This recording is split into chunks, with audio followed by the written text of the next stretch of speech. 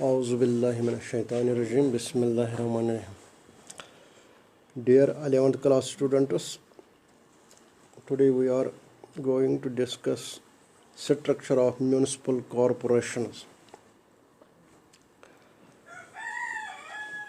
Dear students, municipal corporations are established in all major cities under specific acts enacted by the state legislature.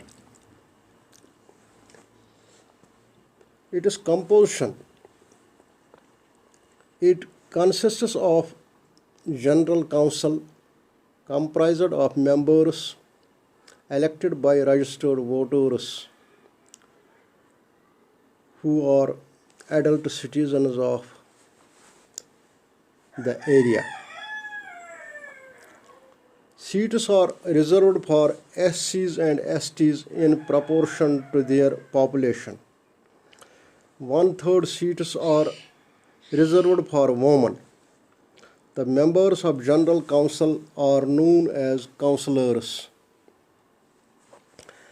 The tenure is 5 years.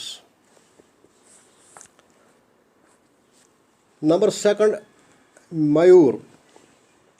The mayor is elected annually by the members of the corporation from amongst them. The mayor is known as the first citizen of the town. He presides over meetings, maintains decorum, receives dignitaries, and acts as communication channel between the corporation and the state or central government. It also comprises of standing committee. These committees deal with taxation, finance and budget, health and education related functions. Municipal Commissioner. It is the chief executive of the corporation. He is appointed by state or central government. He gives directions to officers of corporation, takes part in general council meetings, functions as budget preparation, checks over records and files of the staff. So dear students, this is the composition of the municipal corporation, that is general council, mayor, standing committee and municipal commissioner. These are the parts of the municipal corporation. Now we shall see the functions of municipal corporation. Firstly, there are obligatory functions which include to provide for hospitals, dispensaries, vaccination, garbage disposal, and checks food status, etc. Safe drinking water, power supply, primary, secondary and adult education centers, supports training, look after of roads, streets, shopping centers, illegal construction, record of date of birth and death fall in the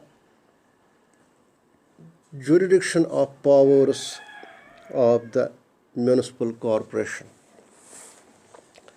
Now there are certain discretionary powers which include providing of local transport, establishment of libraries, promoting of cultural activities, organize fairs, exhibitions, and launch welfare schemes for poverty alleviation.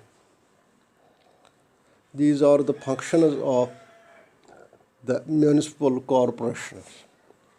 Now we shall see the source of income for these corporations.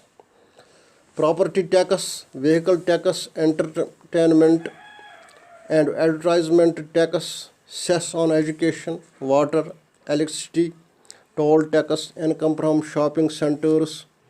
These are some sources of income for these municipal corporations. So, dear students, this is the structure and the functions and source of income for these municipal corporations.